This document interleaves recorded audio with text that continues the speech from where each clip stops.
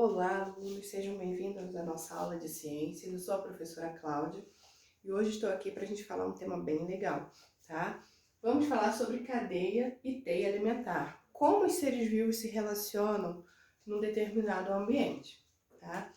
Bom, para começar a nossa aula, eu gostaria que a gente lesse aqui, ó, que está aqui no quadro, uma matéria, uma entrevista feita no portal de notícias, falando o seguinte: infestação de caramujos africanos preocupa moradores na Grande São Luís, lá no Maranhão, tá? Região nordeste aí do nosso país. Gente, caramujo africano, tá? É uma espécie que a gente chama de espécie invasora. Ela não é original aqui nossa, do nosso país. Porém, ela foi introduzida aqui, né, na década de 80, mais ou menos, inclusive aqui no Paraná, tá? Para ser uma alternativa de produção para aquele caramujo que comestível, o escargot, tá? Que a gente conhece aí de nome, um nome bonito, um nome francês. Porém, não deu certo essa criação, não foi bem aceita, né? Esse produto novo. E aí, esses animais acabaram sendo, esses moluscos acabaram sendo rejeitados no comércio. Por fim, o que acabou acontecendo é que, como são animais grandes, né, são moluscos grandes e colocam muitos ovos de uma postura só, eles conseguiram se espalhar por todo o nosso território, tá bom? Tornando-se então uma praga, tá? Por quê? Porque nós aqui não temos um predador natural para este animal, tá? O que causa um desequilíbrio ambiental. Mas, professora, por que você está falando tudo isso? A gente vai falar de cadeia e teia alimentar, porque através da alimentação é uma das formas da gente poder equilibrar as espécies num determinado ambiente. Bom, e aí, como é que se monta então, professora, essa cadeia? Como é que ela funciona? Primeira coisa, toda a energia que a gente vai absorver, vai ter na cadeia alimentar, ela tem uma origem única, que é o sol, tá? Ela vai entrar na nossa cadeia, na nossa alimentação, a alimentação de todos os seres vivos, a partir da luz do sol. Quem tem o papel de trazer essa luz do sol para dentro da cadeia alimentar são os seres fotossintetizantes, que podem ser algas, bactérias, tá? As plantas.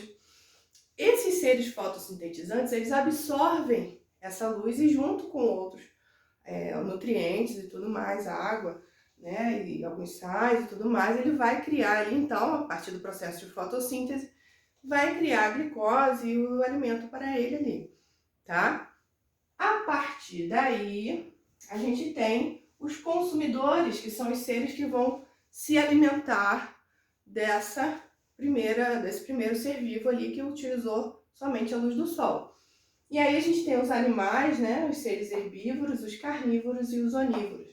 Herbívoro vai comer somente as plantinhas e os fotossintetizantes, os carnívoros vão comer, né, os outros animais e os onívoros comem de tudo nessa cadeia alimentar, tá bom? Então, quando eu digo que um ser ele é fotossintetizante, ele vai absorver a luz do sol e a partir da fotossíntese produzir o próprio alimento, tá? Por isso eles são chamados numa cadeia alimentar de produtores, produzem seu próprio alimento. Quando a gente tem então os herbívoros, os carnívoros e os onívoros, a gente tem os consumidores, que eles necessitam, são aqueles que necessitam de um outro ser vivo para se alimentar, tá? E esses consumidores, dependendo de qual parte da cadeia ele estiver, ele vai ser de primeira, segunda, terceira, quarta ordem, tá bom? No final de toda a cadeia, todo ser vivo ele vai passar por um processo que ele vai chegar até o fim da sua vida e vai morrer.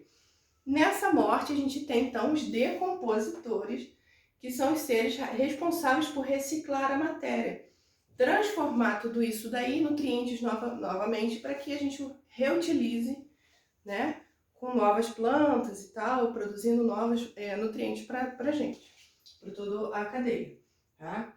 Então, montei aqui uma cadeia alimentar bem simplesinha, mas bem legal para a gente estudar. Vamos lá. Quando eu falo na minha cadeia que eu tenho um produtor, eu digo que ele então ele vai fazer a fotossíntese, né? E vai transformar, produzir o próprio alimento. No meu caso dessa cadeia aqui, eu tenho uma alface, tá? Aquela alfacezinha que tem no nosso prato, ela é um ser vivo, é uma plantinha. Ela precisa de água, ela precisa de nutrientes, ela precisa de luz do sol para produzir o próprio alimento, beleza? Então, ela é uma produtora, ok? E eu tenho aqui, então, botei o exemplo do caramujo. Esse caramujozinho aqui, ó, o africano, por que que ele ficou tão conhecido e por que que ele é tão ruim assim? Ele é malvadão? Não, ele não é malvadão. Ele só se reproduz muito rapidamente e se alimenta também rapidamente, né?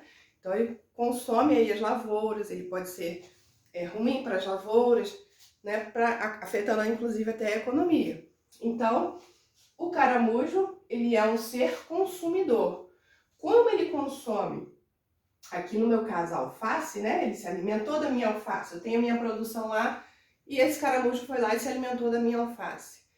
Ele é o consumidor de primeira ordem ou primário, tá bom? É o primeiro consumidor da minha cadeia. Só que eu também crio lá umas galinhas, tá?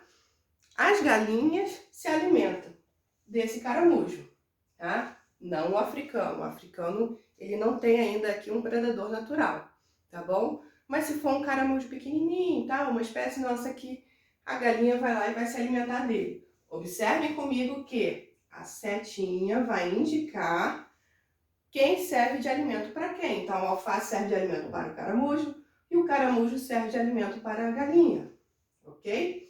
No caso do caramujo africano, aqui no Brasil a gente não tem um predador que vai dar conta desse cara aqui, porque ele é bem grandão, tá bom? Então, a galinha que consumiu o caramujo, que é o consumidor primário, a classificação dela na minha cadeia é consumidor secundário ou de segunda ordem, beleza? Professora, mas que legal, acabou aí a cadeia? Bom, no final de toda a cadeia, todos os organismos estão ali, um dia vão morrer e eu vou ter os decompositores, certo? Então eu não preciso colocar aqui desenhado na minha cadeia. Mas as relações entre seres vivos, elas não se limitam apenas a essa linha de consumo, tá bom? O que pode acontecer? Eu coloquei aqui, ó, o homem, eu produzo alface, que se alimenta lá, que faz a fotossíntese. Eu tenho também uma criação de caramujo, que serve de escargot, tá? Que serve para alimentação. E eu tenho as galinhas também lá no quintal, que me dão os ovos, né? E eu posso matar e comer também a carne. Então, o homem, ele pode se alimentar da alface? Claro que pode, né? Tá aí, ó. Quando ele se alimenta da alface, ele consome exatamente o produtor. Então, ele se transforma em consumidor primário, ok? Ele também pode consumir o escargot lá, o caramujo? Pode. O caramujo também pode servir de alimentação no meu prato. Então, nesse caso aqui, que eu comi o caramujo, que comeu a alface, eu sou um consumidor o quê? De segunda ordem ou secundário. Eu posso comer a galinha? Comer uma canja, um peitinho de frango? Posso, tá? Quando eu me alimento da galinha, que se alimentou do caramujo, nesse caso aqui, eu sou um consumidor de terceira ordem, né? O consumidor terciário.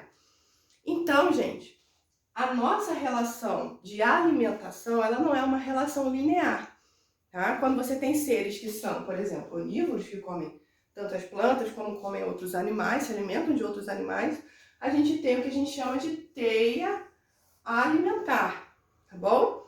Então, fica a dica aí para você. Não confunda cadeia com teia. A cadeia é linear, tá? É uma forma de demonstrar como acontece essa relação. E a teia tem várias ligações, ok? Essa foi a nossa aula e eu quero que vocês façam o seguinte: produzam aí então uma cadeia ou uma teia alimentar que inclua esse caramujo africano para que a gente tire ele do ambiente e traga novamente o equilíbrio para lá, ok? Obrigada, tchau, tchau!